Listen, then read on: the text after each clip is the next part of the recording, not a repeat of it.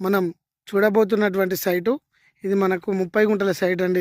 ఇది డాంబర్ road, single డాంబర్ రోడ్కి village to village వెళ్ళే సింగిల్ డాంబర్ రోడ్కి మనకు ఈ 30 గుంటల సైట్ రావడం జరిగిందండి. ఇది బీసీ ప్రాపర్టీ. ఇది మనకి ఇక్కడ బ్రహ్మంగారి టెంపుల్ విలేజ్కి సంబంధించినటువంటి మనకు వీడియోలో కనిపిస్తూ ఉంది. పోషమ్మ టెంపుల్ దగ్గర ఉంటుందండి. ఇక్కడ గౌడ్స్కి సంబంధించినటువంటి ఫంక్షన్ కూడా ఉంటుంది.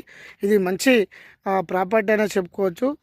చిన్న బడ్జెట్లో మంచి విలేజ్కి దగ్గర చిన్న ఫామ్ హౌస్, గెస్ట్ హౌస్ కావాలనుకున్న వారికి మంచి అవకాశం అండి.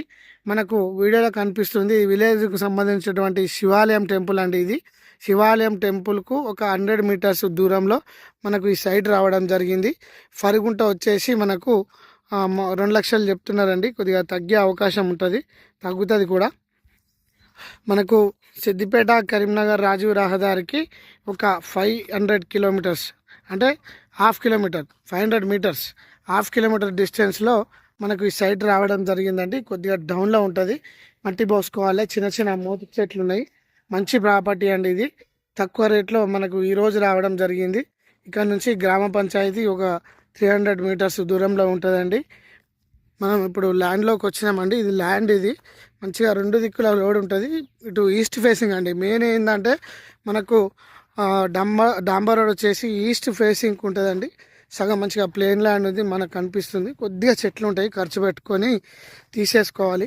విలేజ్కి దగ్గర మంచిగా కనెక్టివిటీ కావాలనుకొని హైవేకి దగ్గరగా మనకు వీకెండ్ ప్లాన్లో వచ్చి స్టే చేయడానికి భయం లేకుండా మనకు ఇది ఈ సైట్ రావడం జరిగిందండి. బీసీ ప్రాపర్టీ మనకు కనిపిస్తూ ఉంది. ల్యాండ్ మంచి సైట్ అండి.